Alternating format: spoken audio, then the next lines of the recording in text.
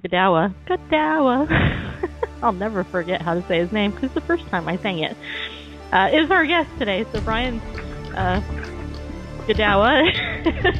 I so wanted to say Godawa, and I didn't, but Godawa is our guest. Yay! And I don't know. And anyway, and Brian, I was like venting to him last night. Anyway, he's here for the whole hour, and this is your 7th book in your Chronicles of Nephilim series. Yes, it is. The 7th out of 8. Maybe 9. There might be 9. Okay, so David Ascendance is your new book, and it's book 7, which it actually says on the actual book. I should have just looked at the cover, but no, I didn't. Anyway, and so this book is actually talking about David and the giants and stuff. So I know that you you wrote this book, and of course you wrote a whole bunch of other books. But anyway, why don't you give your background again, Brian, in case we have a new listener who's never heard of you, and that might not be possible, but it's probably possible.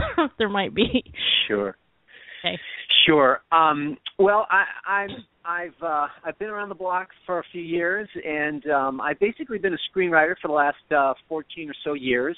My first movie came out in around 2001 called To End All Wars.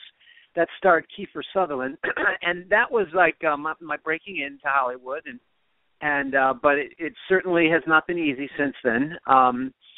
But I've done occasional documentaries and movies, but I've also written some books to help, I think, to help Christians to be able to watch movies better. The classic is called Hollywood Worldviews, and they use that book in a lot of colleges around the country, Christian colleges, to teach in film classes and stuff, because I try to help Christians understand the nature of worldview and how that's incorporated into movies and storytelling, rather than just sort of counting the obscenities and talking about, how the sex and violence. It's about understanding the meaning and what the storytellers are trying to communicate about their view of the world. And that's been really helpful, but sort of in the last, the last 4 years or so, about 4 or 5 years ago, actually, I had a couple bad years, and in terms of income and stuff and trying to get work in Hollywood. So I was forced to reinvent myself, or forced to sort of open my vistas and try to find other ways to, make money and to expand my opportunities. And I realized writing a novel was one of them. And that's when I started writing the Chronicles of the Nephilim series. And I started that with Noah Primeval, which was about the story of Noah. And the inspiration to writing the series came from just, I've kind of come from a typical evangelical Christian background, and I really, I believe the Bible is God's word, and I seek to follow it and obey it, and come from a pretty conservative tradition.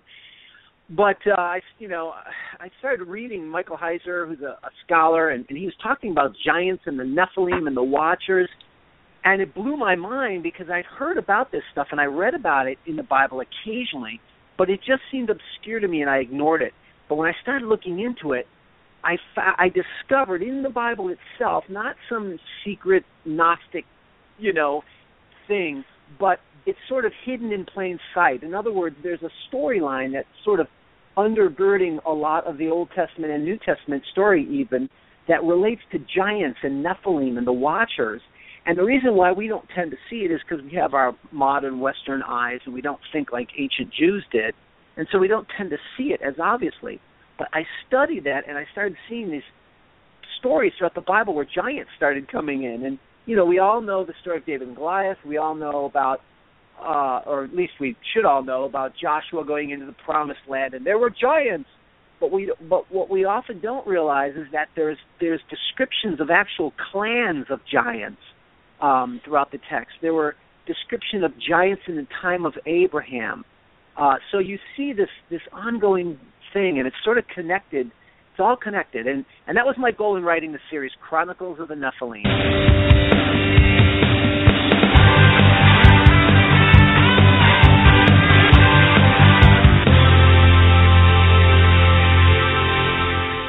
Okay, just want to let you know, tomorrow I have no guest, just so you know, which means you're going to hear all about some weird stuff going on in my life and the news. like the socks that I just received in the mail today. But you'll have to wait till tomorrow to hear about these socks. They're very important and very special socks my aunt sent me. But I'll tell you more about that tomorrow. Right now, we're talking about Brian Godawa's new book, David Ascendant, which is the 7th book in the Chronicles of the Nephilim series. So we've kind of set up a lot about this, but tell us about the book now. Yeah, well, real briefly, I mentioned how the Bible talks about in 2 Samuel and 1 Chronicles, it talks about 5 other giants besides Goliath who were after David, and I thought that was so fascinating. I decided that's the story I want to tell, because what are you going to do? I mean, everybody knows David, his story real well. It's the most detailed biography in the Bible and in ancient history. How can you bring something fresh to it? So I decided I'm going to go into these 5 giants, and they were Philistines, and this notion that some scholars look at the original Hebrew where it talks about these descendants of the giants, and they suggest that they may have been a military cult devoted to this giant god Rapha or something. And so I thought, well, if they're a military cult and they're devoted in some way to hunting down David, like they know he's the seed of they know that he's the seed of Messiah, then they're the seed of the serpent. That becomes a fascinating journey. So I thought, well, that's the story I want to tell. So I spent a lot of the novel going into Philistine culture, the wickedness that they have, and these giants. I fill in between the lines because, of course, the Bible doesn't tell us anything other than their names and that they were killed.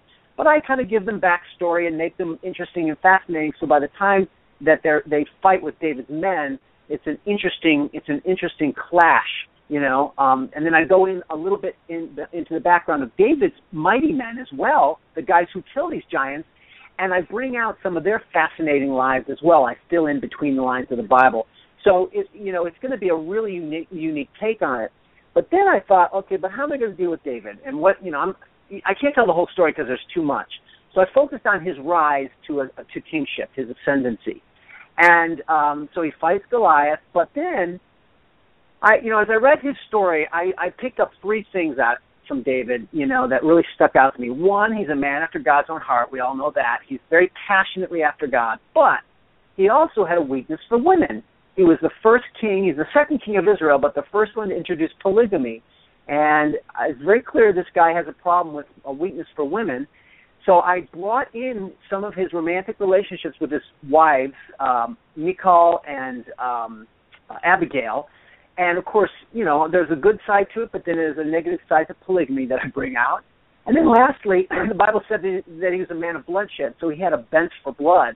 So that means that David was not a perfect holy man. He had problems. He did wrong things. The Bible, and it wasn't just committing adultery with Bathsheba and murdering Uriah. He also extorted people. He did some bad things. But the point of it all is that, God is the Holy One. He uses imperfect, sinful people to accomplish his greater purposes that will ultimately lead to Messiah. And that's the exciting, positive side of it that I brought into it that I thought would really sort of give it a fresh take, showing the honesty, the sinfulness of his life, but also his desire and passion for God as well.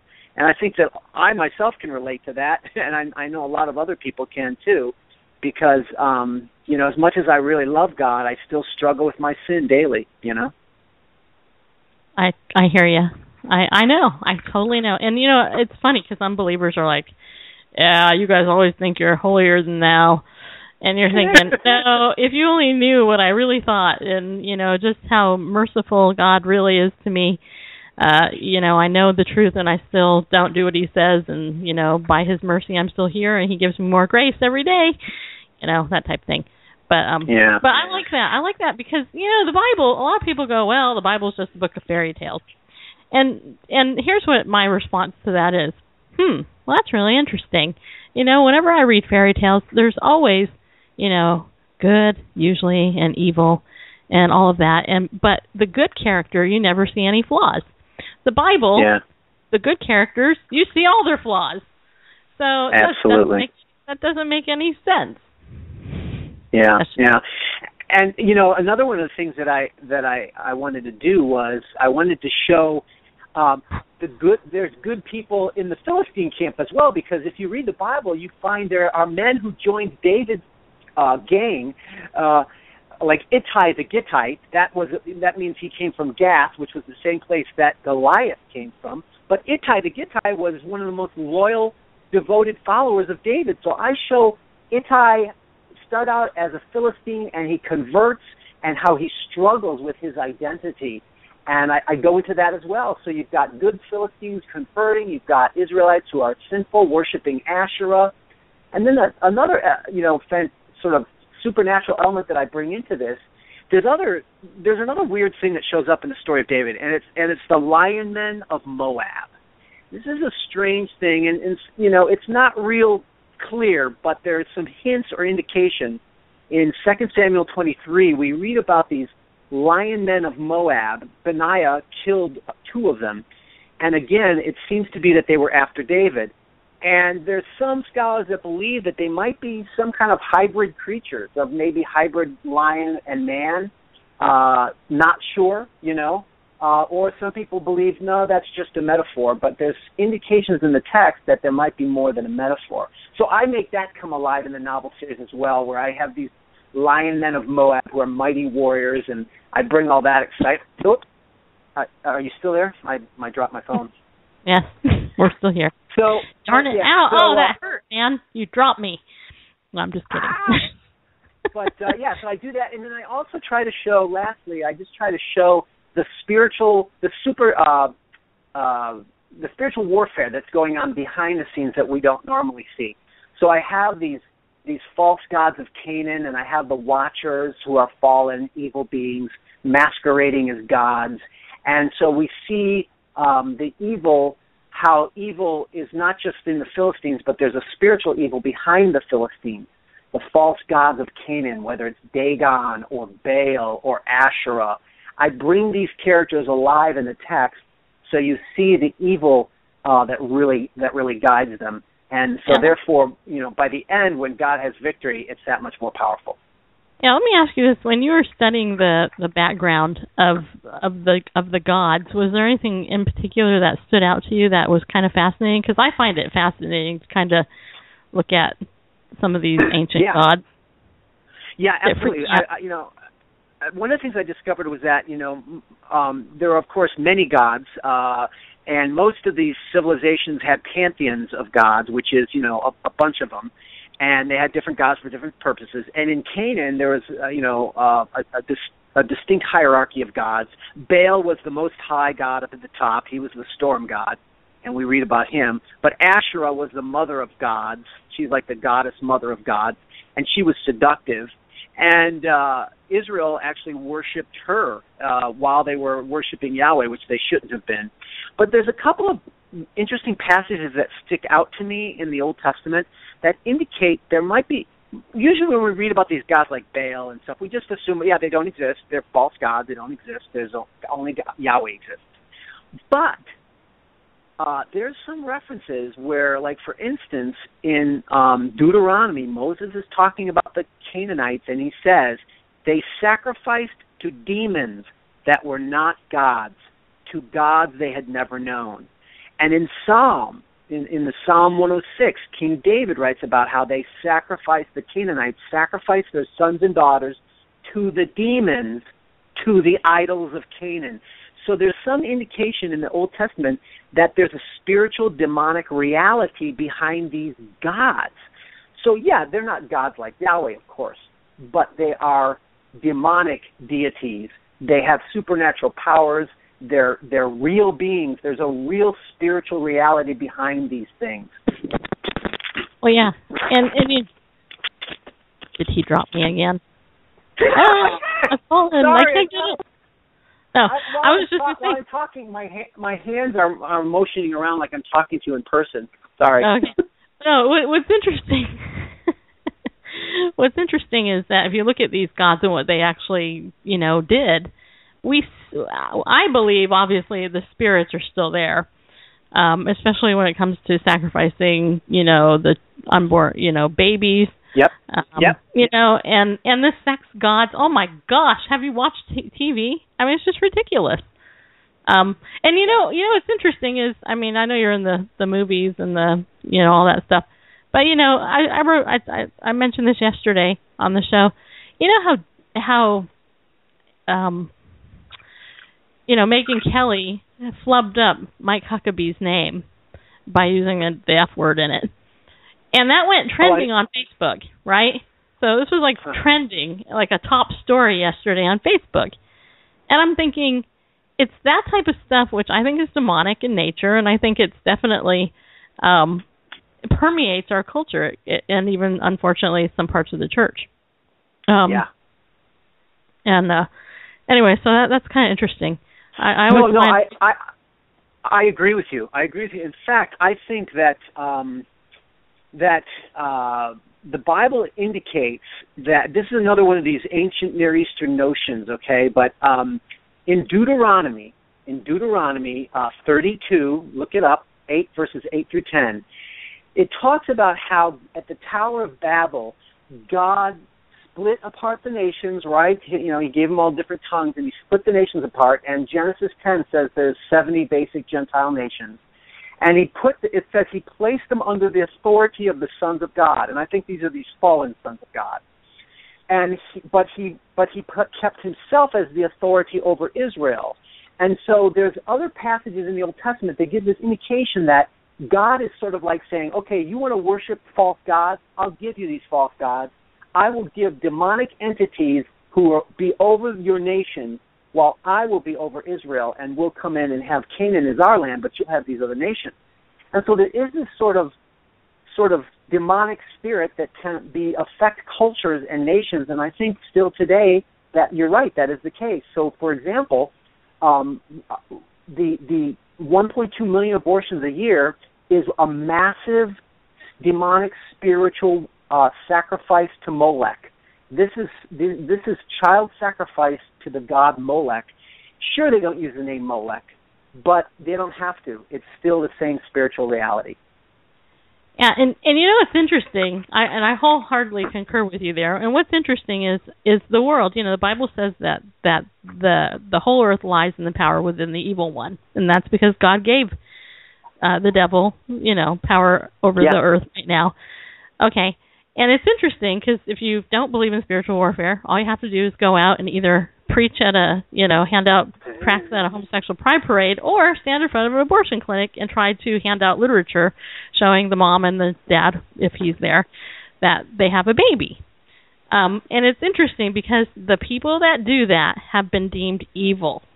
You're just trying to get, you're anti-choice or whatever. And yet, we know spiritually. I've been going through in my my devotionals, my video devotionals, Psalm 139, just the last couple of weeks. And if you just look at Psalm 139, you look at each verse, go into the Hebrew, and look at how deeply profound it is. Interestingly written by David as well. You can't deny God created you. If you're an honest person and if you believe the Bible's real and it's valid, and you're a Christian in particular, you can't deny God created you. You just can't, because it says he knit you together in your mother's womb. Have you looked at your flesh under a microscope? It looks like it's been knit. We have we have unique fingerprints. Explain that. You could do a paw print for your animal, and I could do another paw print. You couldn't tell the difference, generally speaking. But my fingerprints are different than your fingerprints, as well as our DNA, our eyes, and all that stuff. That's why I think they're trying to merge technology with our bodies. But whatever, that's another show for another day. Anyway, I just think it's interesting how the gods of this age, and they've been along for a long time, they're still doing the same tricks that they were back then. That's my point. And if you're a righteous person and you want to say enough, I choose life or whatever, then they will do everything they can to make you look bad. And we're not bad, we're sinners, but we're saved by grace, those of us who are saved. Anyway, you got about 30 seconds, Brian. Wrap it up. Give your website and stuff. Amen. Thank you so much for having me on. If you want to find out more information on the series Chronicles of the Nephilim and the David Ascendant novel, go to the website chroniclesofthenephilim.com.